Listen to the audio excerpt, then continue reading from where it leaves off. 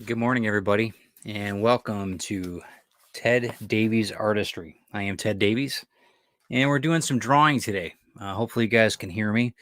Um, I'm doing a really cool thing based on one of my favorite writers, Lovecraft. Cthulhu Invades. And it was asked of me to do this pinup drawing for um, Travis Gibb, Cthulhu Invades Wonderland, if I'm not mistaken. So, good morning, Donna. How you doing? I am going to be going through this work, the different colors I'm going to be using, everything as far as the just everything that I do as far as the scope of labor and everything else on this watercolor. So, and we're going to start it out. I'm going to do some mid-tones first, and then we're going to kind of work through it. But let's get to the most important thing of the show, and that is the intro.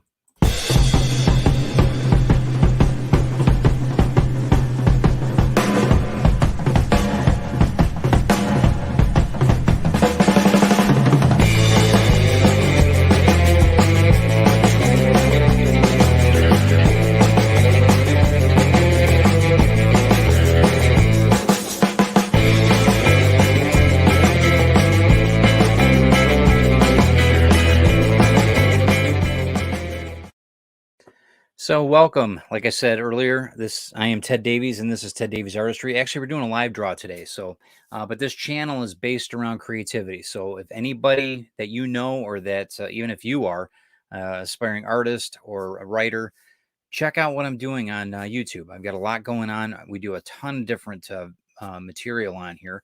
Everything from podcasts about comic books to podcasts about writing, getting your idea to script and then out to Hollywood.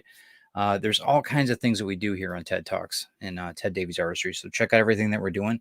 I want to welcome everybody today, this morning. Let's see. I think that we have a sponsor today, if I'm not mistaken. Let me get that sponsor up here today. But first, before we get our sponsorships, we are proud affiliates of the Rising Tide Broadcast Network. Check out everything that we're doing on our Facebook page, Rising Tide Broadcast Network. We're a group of creatives that help creatives build their business. So check out everything that we're doing there. Everybody on that page also has a YouTube channel, so check out what they're doing. But please subscribe, follow us on Facebook. That would be awesome. We would appreciate it greatly. And today we have Wicked Weeds as our sponsor.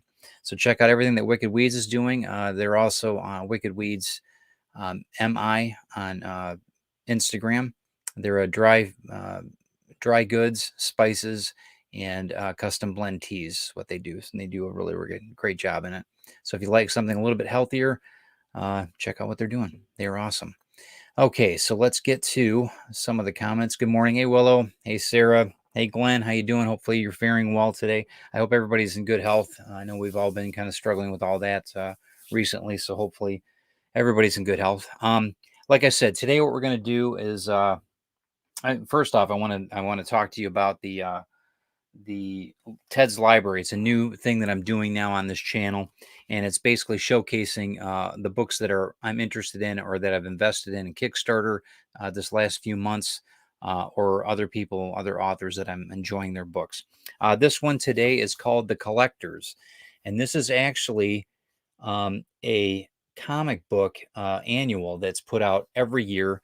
A good friend of mine, Eddie D'Angelini, he's a great artist out in California, and he puts out this comic strip. Basically, I think it's every month, if I'm not mistaken, on Instagram. He does a ton of different stuff on this, but check out the Collector's Splendor. It is an awesome book, really creative. It's about a guy and his wife. He's the collector of comic books, and she is the one that witnesses it all. So he also sent me, this was on the Kickstarter, if I'm not mistaken. And then he also sent me the pins as well. These were awesome. All etched, very nice. I also have a matching t-shirt that says that the CGC thinks I'm very fine. So, and I'm going to wear that onto one of the TED Talks one of these days. But in any case, we'll get back to what we're at hand here, our drawing. So, first off, I'm going to talk about the palette that I'm using. I'm going to switch off onto the other screen, so hopefully you guys can hear me okay.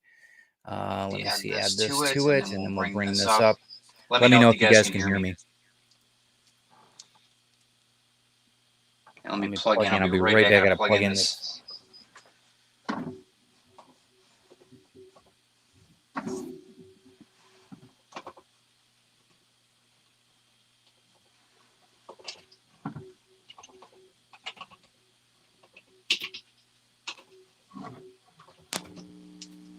There There we we go. go. Let me turn this off. I'll mute that mic. This is part of being live, guys, so just bear with me. You guys can hear me okay, though? No other echoes now? I hope. Let me know. I'm going to trade this out a bit here. I'll show you that artwork in a second. So this is one of my, this is kind of a, well, this is left by my dad. I have a bunch of different things, but this is one of the trays that my dad used to use in his watercolor work that he did. But we can use these for a lot of different things. I use them for drawing or for setting paper. As far as I usually put water in here, and then I use watercolor paper, and I'll put the watercolor paper through this. Some people use them for photography, which is pretty cool. I use them strictly for watercolor work. So. And what we're going to do today is I've got my palette. What we're going to do is I'm using the Chromatech. I bought these on Amazon. They weren't that bad. They were like, I think these are not the ones that I usually use. The ones that that I've had with my father. My dad left me a lot of watercolor things when he passed away. But these ones aren't too bad. The colors are pretty sweet. This is called the Emerald Green Chromatech. I don't know if you can see that one or not, but I'm just going to give you an overall what I try to do here. This tray is also I don't know if you can see it or not, but it's bowed, so it's actually higher. It's like a road, higher in the middle, and then it tapers down to the sides, which that means that the water in that will puddle on the side here, and it works out really, really well. We're going to be using a mild or a mid yellow, excuse me.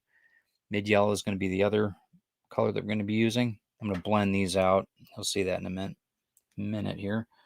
And then we're going to standard ivory black, which is kind of a I don't know why they call ivory black, but they do. All right, and we'll put that on there. And this is probably going to be more than enough. I usually start with my drier or my darker tones on my artwork, as you guys know, if you guys follow me. If you guys can like and share this out, that would be awesome too. Thank you. So Travis asked me, Travis Gibb, I'll have his information in the description after this goes, after it's on YouTube for a bit here. I'll also put Eddie D'Angelini's work on there too. What I usually try to do is I usually try to sketch things out first, obviously. What I've got here is the Cthulhu idea. Cthulhu Invades Wonderland. How you doing, Carl? Obviously Wonderland, Alice in Wonderland, and that. So it was a very successful campaign on Kickstarter. I think it was $24,000, something along those lines. Very, very successful. He contacted me about, I don't know, a few weeks ago, and he asked if I'd do a pinup for the collection. So I said sure, absolutely. So in any case, the big thing was the rabbit, the hare, trying to tie it all in with this imposing Cthulhu uh, monster. If you guys don't know about what Cthulhu is, I would check out. You can go online. There's a ton of different books on Cthulhu. The one that I ended up having and the one I've used over the years, and this one's great because it's been around. This one I think I bought at I want to say Borders. I can't remember now. Anyway, this one's printed in the UK, but this one's got a few of the really, really cool stories on Lovecraft. Very different. If you guys aren't familiar with Lovecraft at all, a very unique way of writing. And I don't really. This is one of the ones I talk about separating the artist from the art. I don't really care for him as a person. I think he was very misguided on a lot of his things in his life, but as far as his writing, I do enjoy the art that he put out, because I think it's just a great, it's a real testament to show people what can be done with a very dark mind. So check that out. All right. I'll kind of read these comments as we go. So, all right. Got it, Glenn. Okay, that's cool. Originates. So ivory black originates from elephant tusk. It's actually brown black. Got it. I didn't know that. Cool. All right. So what I usually do is I'll end up, I'll pick out which brushes I usually go with right now. And the standard ones that I go with are, they're nothing fancy. These are going to be a standard, let me see what this one, I don't even know if it's listed here. It's a 50C series. And this is a 50, excuse me, this is a 500. This is a half, and then this is 3/4. So obviously they measure the size here, and these are standard what I go with. No, I usually go with the Japanese brush as well. Some of these are made out of squirrel hair. I mean, there are all kinds of things that they make them out of. So, but I usually will have this on a few of the different ones that I work with. Really good line on these. They're amazing that what you can get with this, and you'll see that in a second. I also use obviously water, because water is important. I'll just use regular. Sometimes I'll end up using some of the like a distilled water, but today I'm just using regular out of the tap well water. So should make for interesting colors. We'll have to see what that comes with. Comes to today. I don't know if you guys can see this or not with the lighting. So I sketched out briefly a little bit of what I wanted. So Cthulhu is up on top, and then the rabbits on the bottom. We're just going to kind of put in some black tones right now. I'm going to build up the color. So it might take a little bit of time. I might be on here for an hour and a half or so. I don't know. You guys can stick around if you want. Any questions, let me know. Usually what I'll do is I've got this too here. Usually have some type of towel or brush, what I call brush towel. And we'll go from there. I might add some acrylics to this later. I'm not sure yet exactly how I'm going to do that yet. But in this, when you look at the different things with the tray, I'll add water to this as I go. I'm not going to go through all that today. You guys can, if there's any questions, you can ask me that. But I'll usually end up taking the tray and I'll dilute the colors as I go. But I usually wet down the canvas where I want to have some type of effect from the color. So let me put this over here. Sorry about that. Okay, so we end up we get some water here. So what I'll do is I'll end up I'll just wet everything down a bit here. Let's just see what we got. The tones that I'm trying to go with, I usually go with like I said, black or darker tone first. That way I can get a feel for how the color is going to blend. Some of them I like having a drier brush, which is nice, but not all of it is like that. Some of the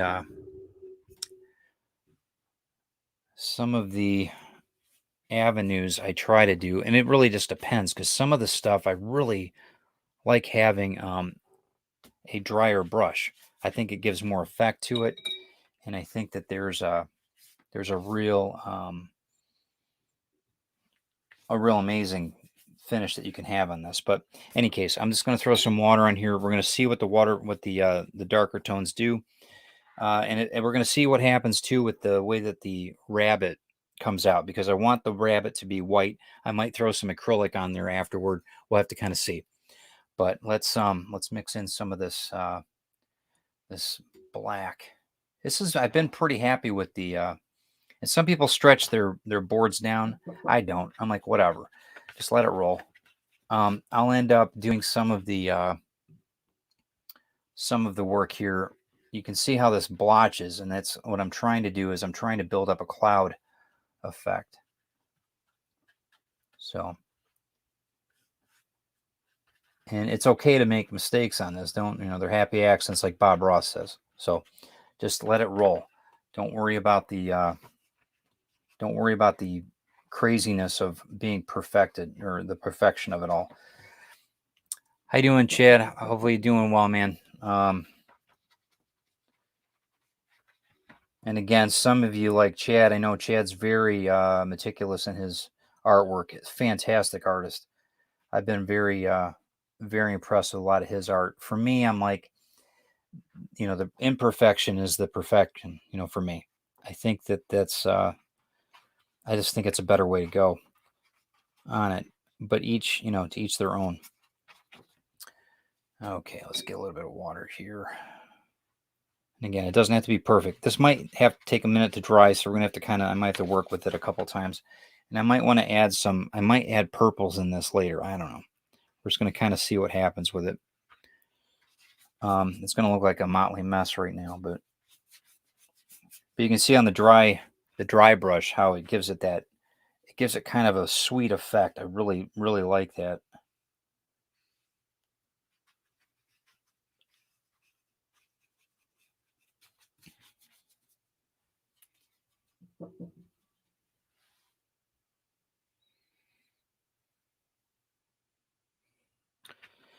I don't know if there's there is a method to my madness. I don't, some people some of these watercolor instructors I've dealt with in that, or I think you lose. It's like reading music. I think that you can.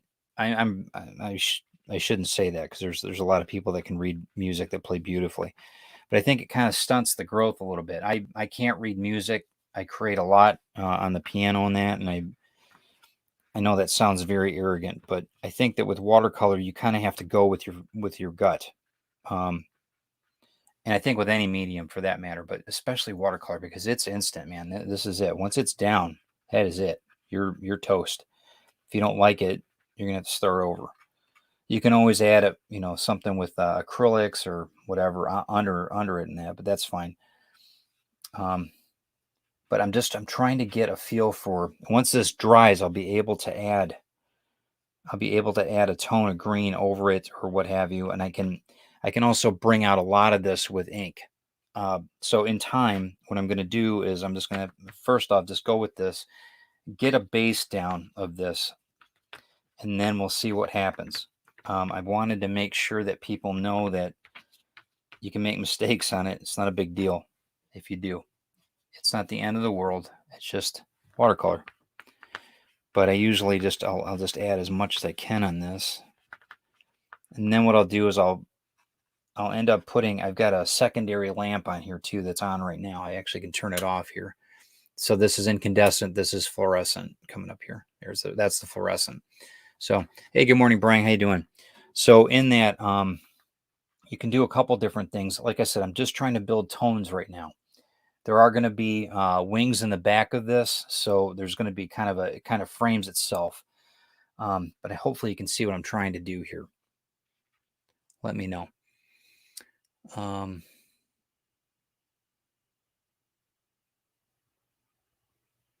Yeah, I know, Glenn. Glenn said that if I'm using the sheets of paper and on board, I stretch the paper. Yeah, I agree with that. What I'll do is I've done that in the past, and that's fine. What I usually do though, and it makes some people cringe, but I'll take this once it's dry, and I'll actually take it on the edge of the drafting board, and I've got this smooth edge piece of wood here, and I'll stretch the paper back out once it's dry, and I smooth it out, and it drives people crazy because you think I'm going to rip the paper, but it adds quite a it really, I think it looks, I like it the way it dries because when it curves and crunches and crinkles like this, the ink blots in certain areas, and I like that. I like the feeling of that to where I can. It's not perfect, and that's cool. You can see where it's pooling down here where the rabbit is. I mean, I'm going to pull that color out a bit, and like I said, I need to have this dry a little bit before I do anything to it. I'm going to probably, like I said, add a few purples in here. This is going to be mainly green, and it's going to be distorted here too because the screen is going to be kind of. Let me get that off of there. Sorry. The screen is going to be kind of distorting the colors a bit. So bear with me on that. I'm just reading the comments here. Thanks for liking this, Carl, and everybody. Appreciate it. I'm just reading Willow. Bear with me for a minute.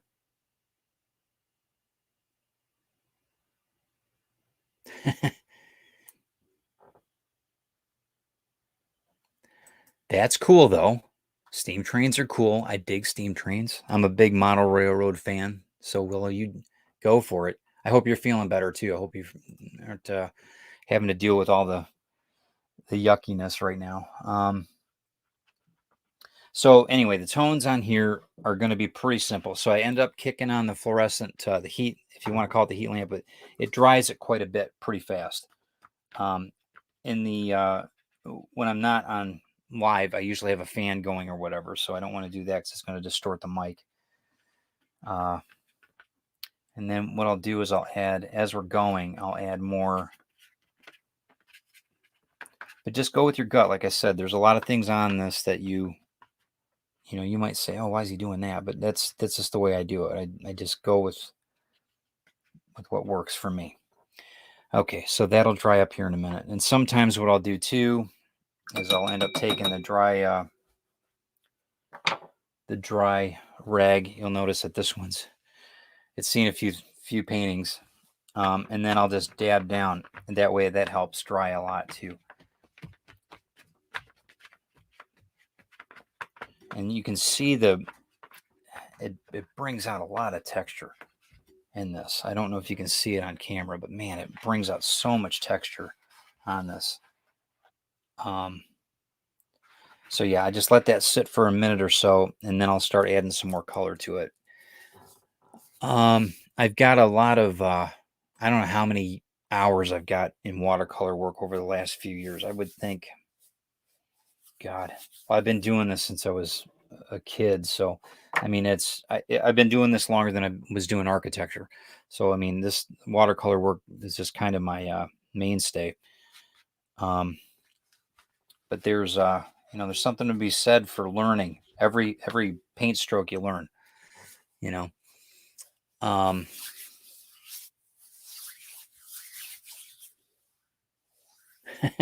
Thanks, Carl. Yeah, and once you get into the groove and figure out who you are as an artist, everything else kind of falls to the wayside.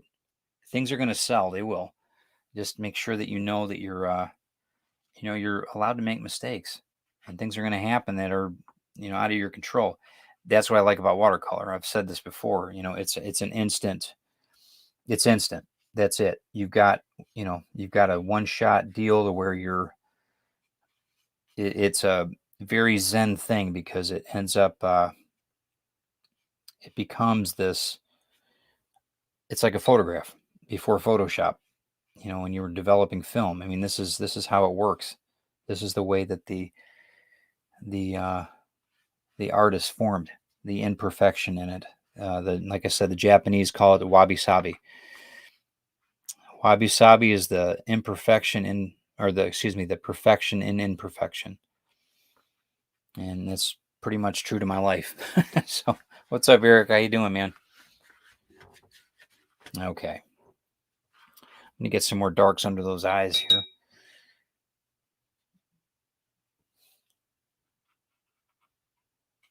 Build that up a bit. And again, this is not going to be perfect yet, but I want to get it. I'm going to throw some ink on here in a little while, but we'll see what happens with that too. It's hard to do this within an hour's time, and like I said, watercolor is great, but it's very unforgiving. It can be a real faux pas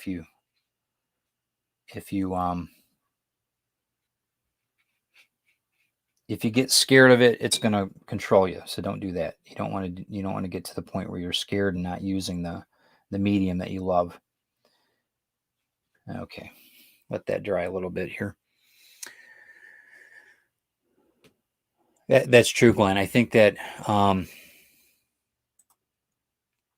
yeah, Eric, happy little shading. Yeah. Yeah, Glenn, I think that imperfection is it. I mean, that's the key to, I think, all art. I think sometimes it's too perfect that you lose the story. I've had people say that to me before, you know, are you going to have another artist do more of your work maybe later? I'm like, yeah, probably. I said, depending on what I'm looking for in the art for the books and that. I still think I'm going to do covers for my books, but I think that I might end up spreading the wealth a bit depending on who I want to have do the interior arts of some of my books. I don't know though. That's in time. But uh, the imperfection is the beauty, at least in my eyes. I think that there's a lot to be said for imperfections. It's got its own personalities to it. One thing too with watercolor, it's hard because you got this gloss. As it's wet, it's hard to see sometimes when you're working on it, especially when you're trying to work on camera too. But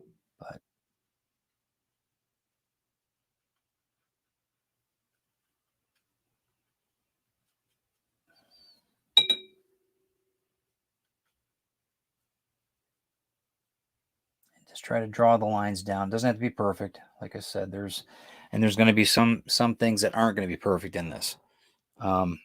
Once I add the green to this, I'm trying to bring out. I'll just sketch out lightly, then I'll bring in the colors, and then the colors tell me about the lines, about what I'm going to do with my ink. Because a lot of the times I find shapes in the watercolor that I really end up finding more about the drawings. I think Bill Sienkiewicz said it the best. He says the art knows what it wants, and you just kind of have to follow.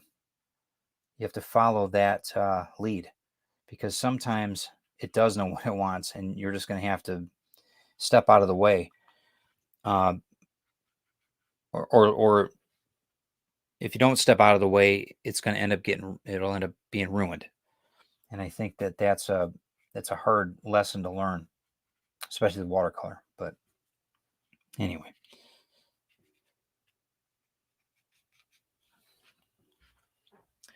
I think that the rabbit, once I get that done too, you're going to see it's a little bit frightening. I don't know. I don't think it's a kid's book that they produced, but with Cthulhu Invades odds, maybe it is. I'm not sure, but I don't have a copy of it. I'm going to try to get a copy from Travis. But yeah, let that dry up a bit. I'll actually take this down. You try to, some people don't use, they just let the watercolor roll. And some people use on an easel, where it's 90 degrees or 70 degrees, and that's fine too. I like working flat, and I don't like stretching the paper. I think it adds more texture to it, the way that when I do it over the, it's just more comfortable for me. And it could be my, over the years, all the drafting I did, that could be it on paper. Obviously not on the computers, but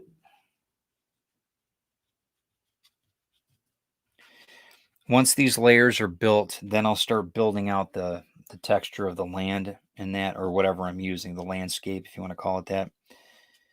With a smaller brush, add in some details. You guys have seen the dirt that I put on this as far as at the end with my spackle, or speckle work and all that. I just call it dirt because it's the way I do it.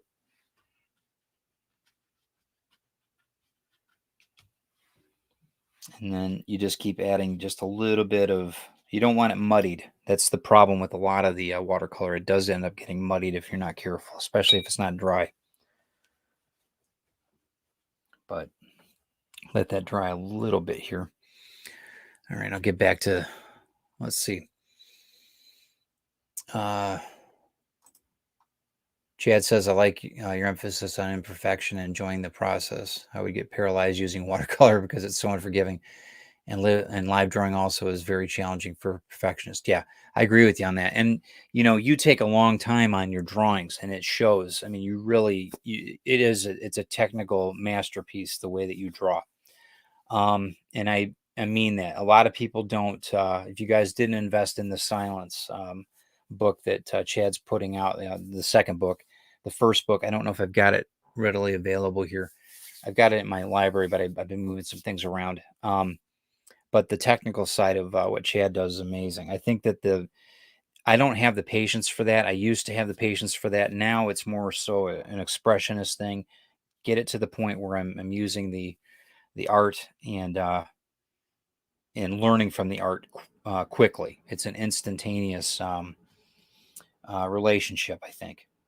And maybe maybe that's the world today. Maybe that's what I'm into now, just because it's instant gratification. Maybe I don't know, but I really have a lot of respect for you, Chad, and your works. I think that there's and anybody that's looking to get into really good storytelling and really good artwork, check out what Chad's doing, because he's really, I'm preaching to the choir. I'm sure everybody knows his work, but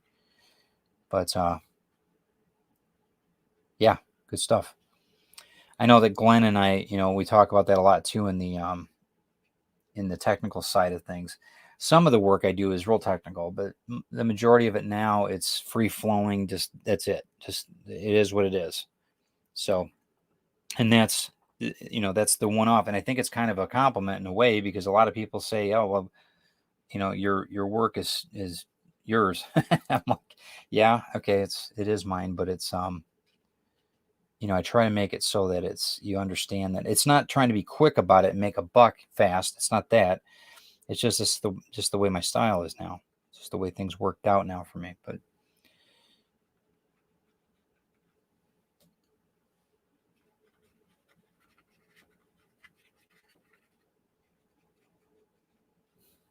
okay, let that dry a little bit here.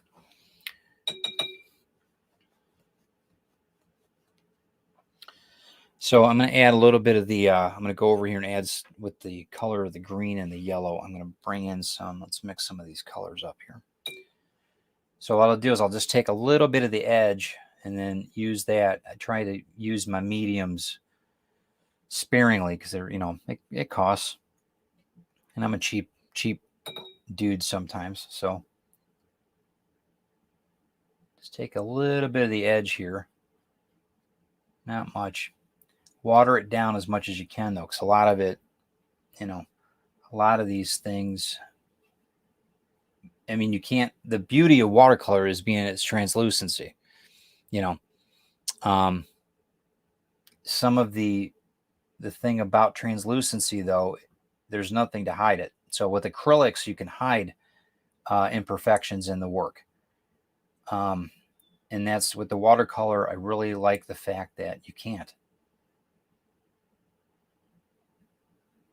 I'm just trying to get a blend here to see what we can come up with on this.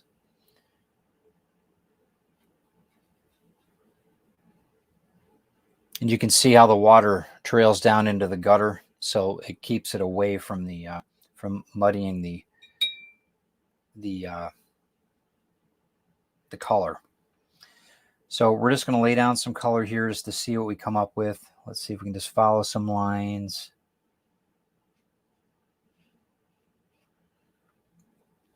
And then we'll just see if this is going to work.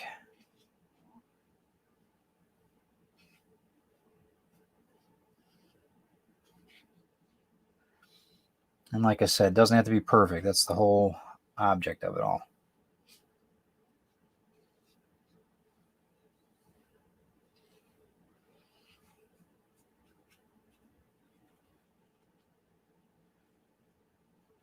You can see how the darkness, the grays that I put in, pull that color out. Hopefully you can see that. I don't know how it looks okay it looks better in person than it does on screen, I'm afraid. But okay, let's see what we got here. And then I'm just putting some lines down here just to get some feel for shapes. It doesn't have to be exactly right now. And some of this dry brushing adds a lot to it too. Gives a little bit of an ethereal effect. That's always good, especially with watercolor.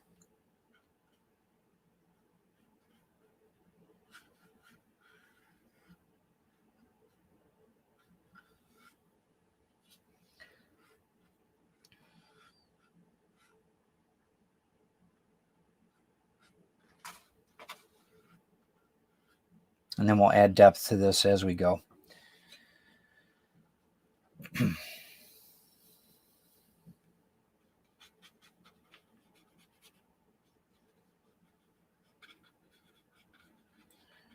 And then what I'll do is I'll go over with the darker into some of these lines too. I'm going to go darker on a lot of this, but you get a feel for the shape of it now. It's starting to turn into something. Hopefully it's good. And then we've got the wings back here. I'm just going to bring a little bit of the wing line in, kind of the framework of the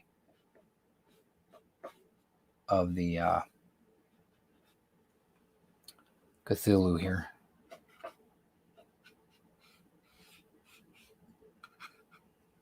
And don't be afraid too, if you need to add a darker color into this, that's fine. There's a lot that you can, there's a lot to this. It's not just, there's not a perfect way of doing it. This is just my style. Some people, you take it or leave it, but. And then once I get the inks on here, you'll see it, it'll just pop. But I don't think I'll have time to do the inks in here because of it's going to have to dry a bit before I do any of that. But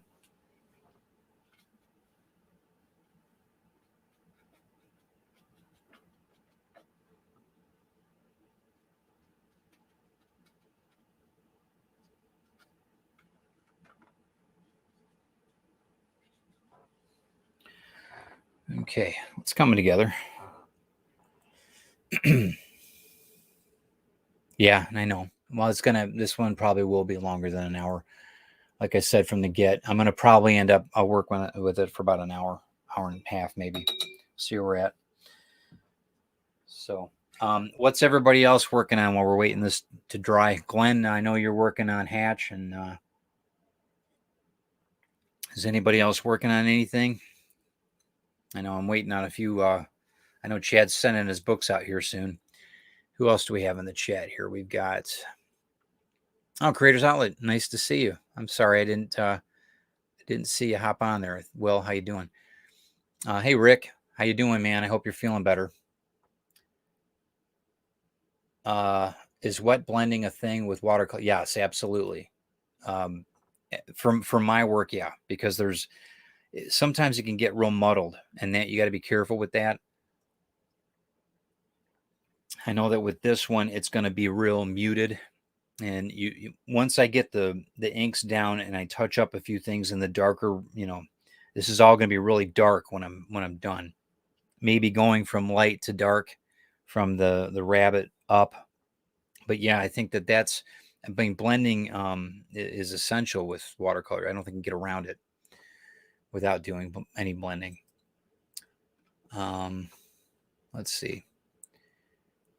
Yeah, I know that Glenn's got the Kirby book coming out. You guys check out what we're doing on Thursday, because we're going to be talking about Kirby Who.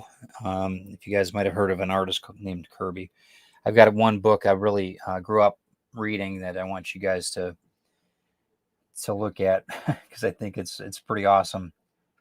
And it's not anything like fantastic like the Eternals or Fantastic Four or anything like that, but it was something that just really struck me as a kid. So, but yeah, we'll be talking about a lot about Kirby on Thursday, and how he influenced us and who he was. So maybe we can talk a little bit more about your book too, Glenn, on that, since it's going to be launching soon here. Let's see. I'm just going through the comments right now. Eric's got a lot going on right now. He's got that printer going, and hopefully you're learning a few of the calibration things on that. I know that's a learning curve and a half, just like watercolor is.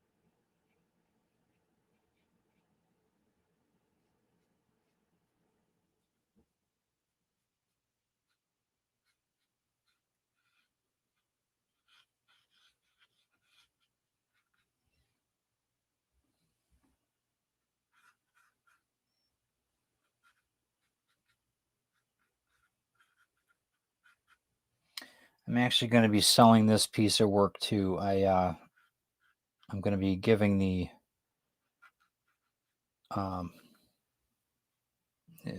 digital work to once this is scanned and that to Travis to use in his book or for prints. However, they're going to do it on the.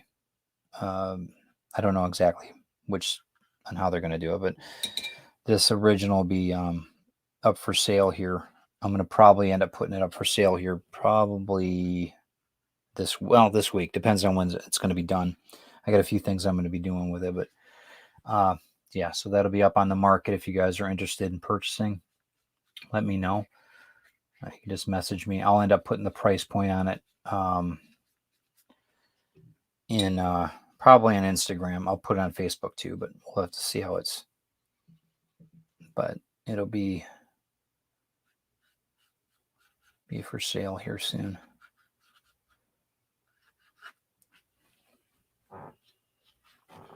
Get this on an angle here. You guys can see it a little bit better. So you can see what I'm seeing. Is that any better? That doesn't look too bad for the first couple. And again, there's no ink on this. So it's just, this is just watercolor and yeah, it's really light watercolor at that too. So once I build up a lot of these layers, and I think you guys are going to dig it, but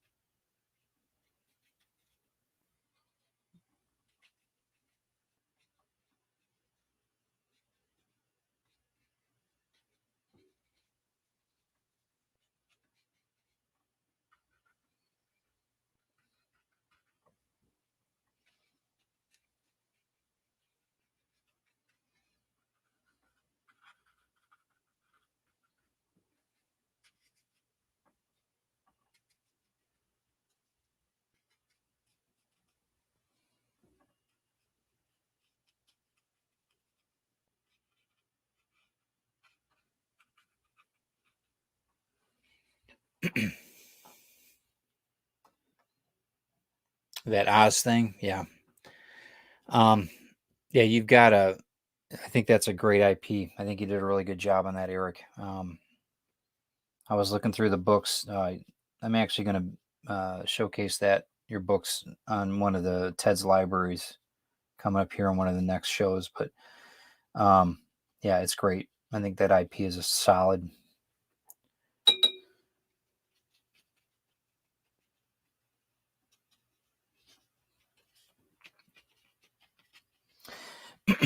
And I'll add a lot of this detail too once I'm off here, because a lot of this I have to go through it and let it dry and then see where I'm at. And you guys know, if you're an artist, you know it's you have to end up saying when it's done, but it's not. This is something that I'm gonna have to go through and really look at and see where I'm at, what my lines are, and everything else. But I think all in all, it's going to be pretty good looking piece once it's all done.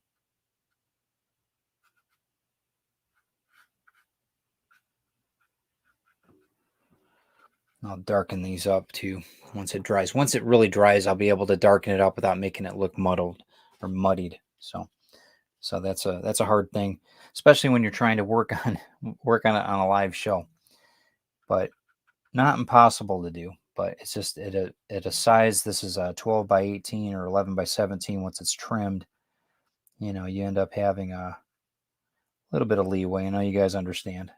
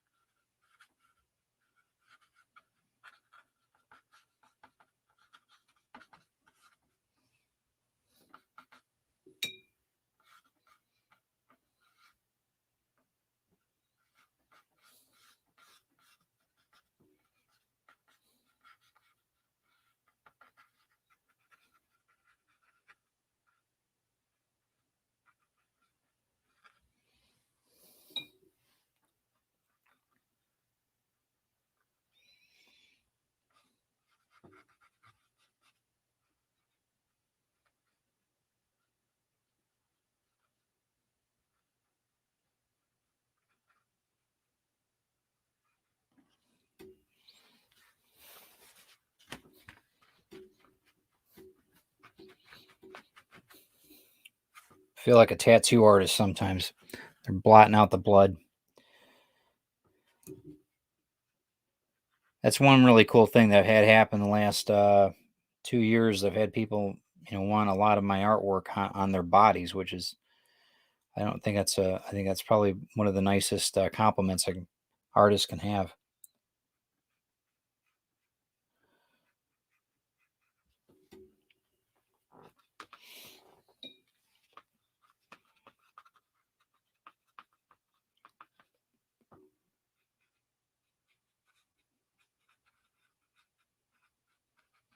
What I'll do too is on a lot of this, I'll digitize it down. I'll change out a few of the formats with the colors. Maybe put a vignette around it. Um, there's things that it's ongoing. So even in the original art will be a little bit different than the than the digital.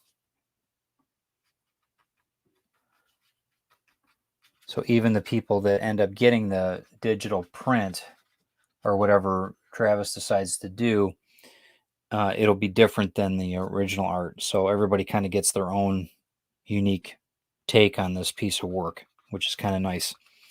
But I think that I've got a lot of people that want the originals, which is nice. I've got to find out the price point in this too. I don't know, but I'll find out once I get finished with it. Then we'll see where we're at. But a lot to it though.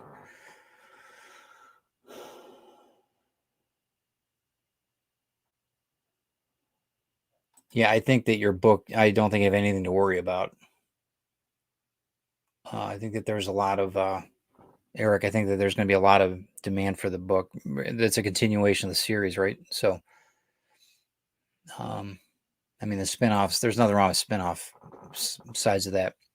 I know with my book, Retrieve, they're already started talking about the second installment to the series. So, on for doing the screenplay. So we've already been in discussion with that, and that's exciting. That they want additional work, which is kind of nice. Um, I was told that once things start happening like that, you need to have multiple works out or multiple works in the queue because you're going to be asked, okay, what's next? What else do you have? And that's really quite remarkable. So you've already got that. You've established that already, which is great. And I recommend everybody do that with your intellectual properties. Get a couple things down. I know that there's a lot of great ideas out there, but if you can work on it to where you have multiple ideas of the same or in the same world of IPs that you have, it's even better. So it's all marketing, right? So let's see what we got here.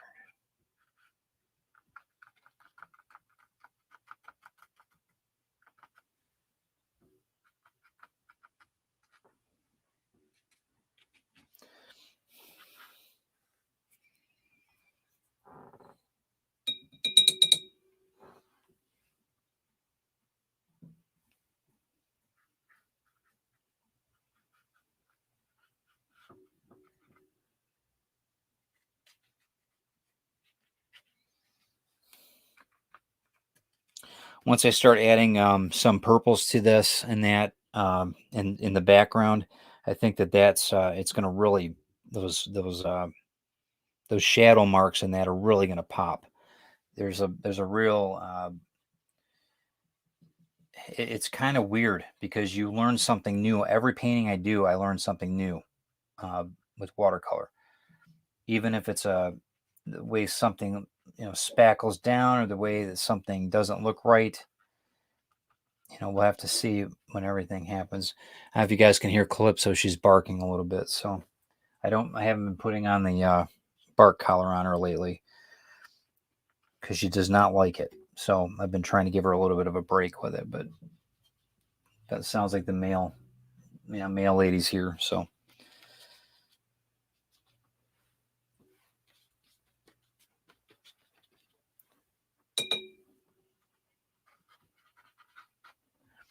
I'll give you guys an update on Grimm too. Grimm book 2 right now. We're in final editing. I've got a couple things I got to send over to finish up for the editing.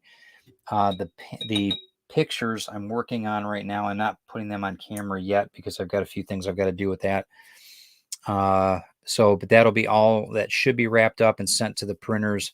I'm thinking the second week of February, so we should have everything back, and then everything should be shipped out. The figures will be painted, everything that anybody that ordered the figures, which I still have a couple of them left. If you guys are interested in those will be painted and finished. But everything will be set up to go by at the end of February, last day of February. We should have everything out, sent out. So just getting everything worked out and getting it all squared away, unless there's some delays from the printer and that. But we should have everything ready to roll. So thank you again for everybody invested in that. Oh, you do, huh? You know a good artist, Fleming, that would want to work on Retrieve? Cool. Yeah, the next once the Retrieve books we're kind of doing it in tandem now with the screenplay. The books for Retrieve, I'm going to finish up the third, fourth, and fifth book here this year, and then that'll be all wrapped up for that. And then the second series, Archimedes, is going to be the next one. So maybe we'll entertain that idea. We'll see what comes up with, Glenn, because I think that might be. It's a very the storyline. I think I don't know if I told you about that, but I can fill you in on that a little bit more. I've got to keep it kind of on the down low though with everything going on. But yeah, we can talk about that definitely. There's a lot happening. So I've been very fortunate. I appreciate you guys supporting us, and Christine, I appreciate it big time. And that's what it's about. It's about helping people out. I mean, it's about helping artists and creators that are trying to make a difference in the world in a good way. But yeah, there's so much to be thankful for right now. I don't know if there's really any anything that can be said, but thank you. So yeah, once this is down, I ended up getting a bunch of, I just ordered in some Micron pens. I'm a big Micron fan. I don't know if you guys use them or not, but ended up getting these. This one's got a graphic brush pen on this one. This one's interesting. I'm going to check this out, see how it works. I used them before. I really like them. The brush pen, really good ink on it. But I'm going to see how it works because I don't know if I'm going to use it on this or not. I usually go with like a type 3 on this. On most of my drawings, I use type 3, which is, I think that most of my artwork, you guys see the thin lines and a lot, but some of it I use some of the heavier black lines, and literally I'll use a Sharpie on it. I've got some of them. Let's see if I've got them here. I mean, I'll use everything from a standard felt tip Sharpie like this with a standard, you can see how much I've worn that one down. This watercolor paper just chews these up big time. Just chews these Sharpies up. But then I also use a bevel. These bevel chisel ones, these are awesome. These things are so wicked. I love these things. But yeah, they work just beautifully. And I'll use this a lot on my comic books too. And then of course the felt tip, smaller ones.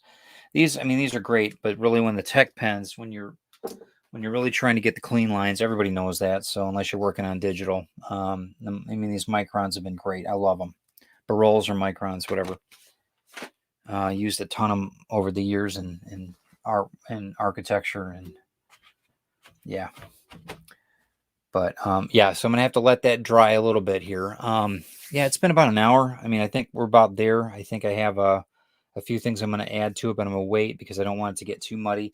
If you add too much color to the water, it ends up getting really muddied, and you can't come back from that. So unless you paint over with another material. So yeah, Chad was saying that he loves the brush pen, gives a variety of lines. Yeah, I don't know which one you use, if it's a Micron or not, but company, but I've always liked them. And that's you remember the old Brols that we had to add the ink to them, and I don't know if they even have them anymore. I'm sure that they do. But boy, I remember those were such a mess, but they gave such a great line. You know, um, yeah, French curves, man. I've got so many different drafting templates, and it's crazy the French curves that I've used. Maybe what we should do is I'll do a show just on the older technical stuff that I've collected over the years for all the drafting and all the artwork. That would be a long show. That would be a couple hours. But it might be good for people to see, exactly what a lot of us have gone through, just dealing with dealing with the changes over the time of us building our careers. It's just different, whether it's a Wacom tablet or a drafting table. I mean, it's all pretty much it's what we learned on, right? What we were comfortable with. And then you can see the lines that I get with this the Japanese brush too. I can really bring out some pretty funky colors, pretty funky lines.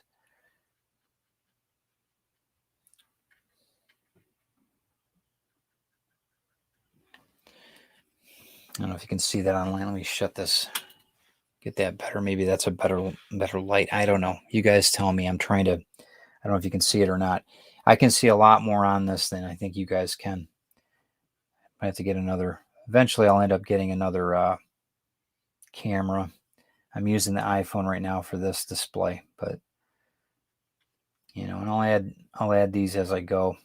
I'll bring out some of the yellows in this, and I might throw a couple shades of red in here. It just depends, because it's a green complementary color, and see if that's but I want to bring more yellows in this too. So I think once I know I don't want it to look like the Joker or anything, but I think with the yellow and the purples, I think it'll be a nice touch. But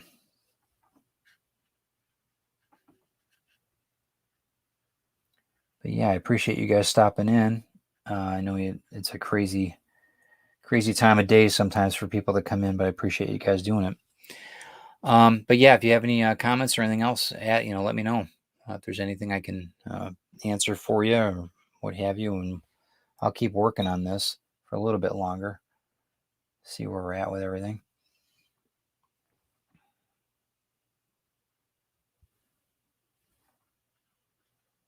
Some of this too, I'll bring in some colored pencil. I really like colored pencil with watercolor because it just really makes it pop. Some people are like, oh, colored pencils, that's like kid stuff. Well, maybe it is, but I think that you should use whatever mediums at hand, even if it's crayons, whatever. I mean, if you're expressing yourself, that's the key. It doesn't matter. I don't care if it's charcoal or whatever. I mean, you're trying to bring a feeling out, and so good on you. But yeah, I like colored pencils. I've got a few different ones. I've got the smaller packs, and then I've got the larger Prismacolor ones. I just love those. The colors are so bright, and once they hit the watercolor, they just jump. I think that there's another one too. I like using pastels, but again, you have to seal that once you're done. So I'm not real. I kind of pace myself on those because those get really messy. Yeah, I'm going to add more to that, but I think that you're getting the idea of what I'm trying to do, what I'm trying to throw down here. So, and then once I get the lines, the black lines on here with the ink, I think you guys are going to be like, oh, okay, I can see what he did there. I see what he was doing there. Because sometimes you don't know what I'm up to, but I think that that's going to be pretty sweet, though.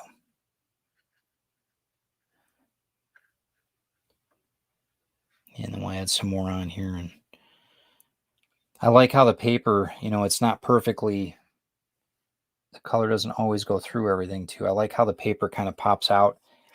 I don't know. It gives it that it just gives it the imperfection that I really enjoy.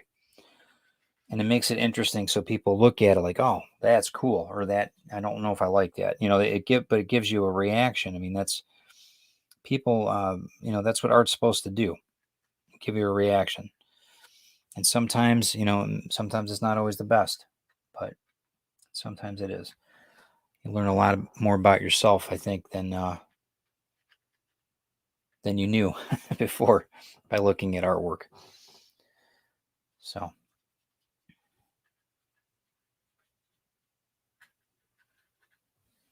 All right, well, I'm going to call it, guys. It's a little over an hour, so let's see. Let me answer some of these. Eric says I switched over to Copic multi-liners, but still use microns on occasion. Multi-liners tend not to bleed when coloring. That's a good point. Real good point.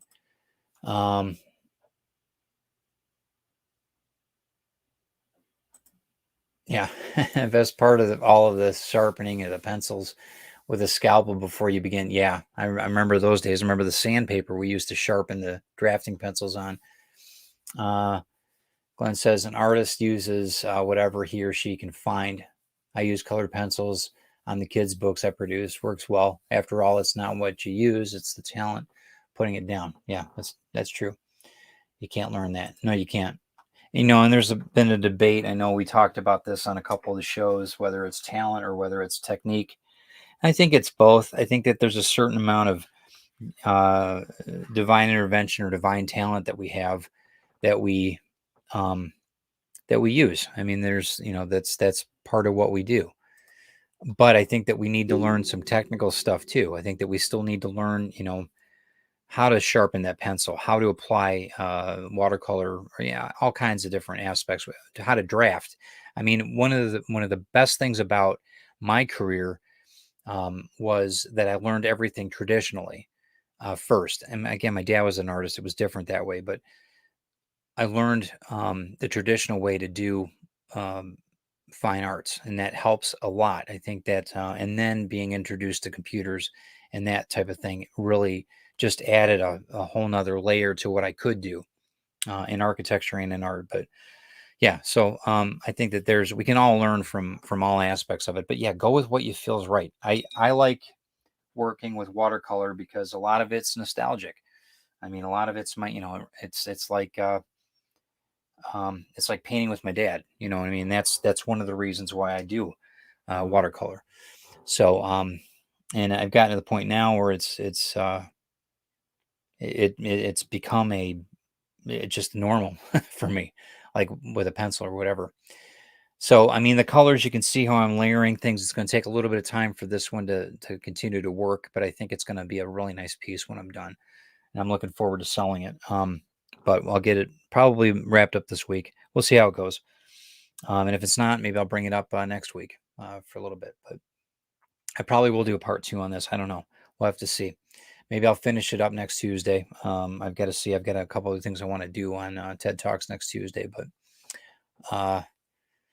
yeah, thanks, Carl. I appreciate it. So yeah, you guys check out what Travis Gibb has been doing on his campaigns and that. Check out Eddie D'Angelini. And like I said, once this gets produced on to YouTube, once it goes live, and then I'll change the description. I'll add their uh, contact information to it so that we can get you guys more involved with them. Eddie's on Instagram under Eddie D'Angelini. I think it's under the collectors as well. He's awesome. And I know Travis has got a couple different. He's on Facebook, and they're both friends of mine. So you can check out my Facebook page. You can track them through there too. But yeah, they got a lot going on. So yeah, it doesn't look too bad. I think it's coming together. I'm looking forward to seeing exactly what it looks like when it's done. But I think once it's down and once it's dried, and once we've got it to the point where I think it's doable, and I've got my finish stipple effect and everything else on, I think it's really going to be sharp. So, and I'm glad that I've had an opportunity to show you guys what I do. Thanks. Please check out everything I'm doing on TED Talks and Ted Davies Artistry. All this week, we've got a ton going on. And then Friday, I don't know what we're making. I know Christine's, it's a blue drink. I know that. So you can check that out. And I know if from the trenches of Hollywood, we've got a couple of things going on with a I think he's a TV director, if I'm not mistaken, that we're going to be interviewing this week, who writes for TV now. So you're going to see a lot of things that a lot of really cool people that we've been interviewing on the from the trenches of Hollywood. So check out what Craig and I are doing on that too as well. And then, of course, this Thursday, we've got Glenn and myself. We're going to be talking about Kirby. So check out everything there too. I appreciate you guys stopping in. Try to have a good work week. Be safe and don't do anything too crazy, but try to enjoy it. And we'll talk to you soon. Thanks again, guys.